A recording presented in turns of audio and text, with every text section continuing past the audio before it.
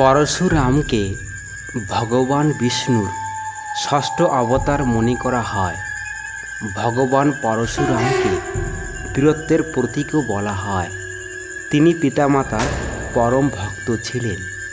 পৌরাণিক কাহিনী অনুসারে একবার পরশুরামের মা রেণুকা জল আনতে নদীতে গিয়েছিলেন। সেখানে তিনি জলে অপ্সরাদের সঙ্গে গন্ধর্বরাজ চিত্ররথকে দেখতে পান এবং সেখানে কিছুক্ষণ অবস্থান করেন। তখন মা রেণুকা মনে মনে ব্যাকুল হন।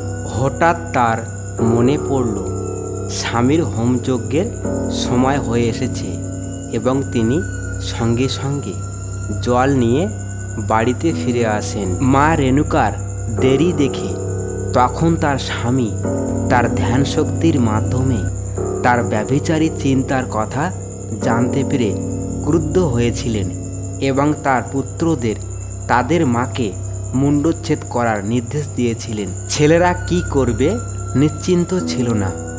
বৈদিক সংস্কৃতিতে যে কোনো মহিলা হত্যা করা একটি জঘন্য পাপ। পক্ষান্তরে একজন বড়দের, বিশেষ করে পিতার আদেশ অমান্য করাও মহা অপরাধ। ঋষির বিভ্রান্ত বড় ছেলেরা তার আদেশ মানতে অস্বীকার করলে ঋষি তার কনিষ্ঠ পুত্র পরশুরামকে তার অবিশ্বাসী মা এবং অবাধ্য ভাইদের হত্যা করার নির্দেশ দেন। পিতার ক্ষমতা জেনে পরশুরাম ভেবেছিলেন যে তিনি যদি পিতার আদেশ পালন করতে অস্বীকার করেন তবে তিনি অভিশপ্ত হবেন, কিন্তু যদি তিনি আদেশ পালন করেন তবে তার পিতা খুশি হবেন এবং তাকে আশীর্বাদ করবেন।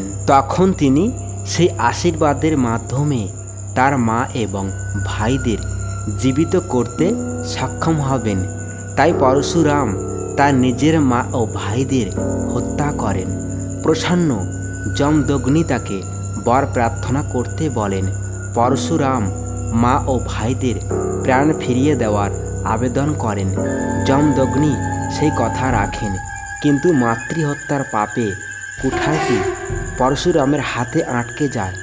যমদগ্নি তাকে বলেন, কোনো তীর্থস্থানের জলের সংস্পর্শেই এই পাপ মুছতে পারে। নানা তীর্থে ঘুরতে ঘুরতে এক সময় ব্রহ্মকুণ্ডে উপস্থিত হন পরশুরাম। সেখানে জলের সংস্পর্শে তার হাত থেকে কুঠারটি পড়ে যায়।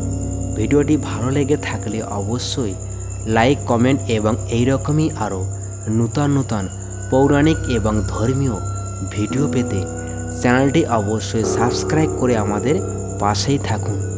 দেখা হচ্ছে পরের কোনো ভিডিওতে।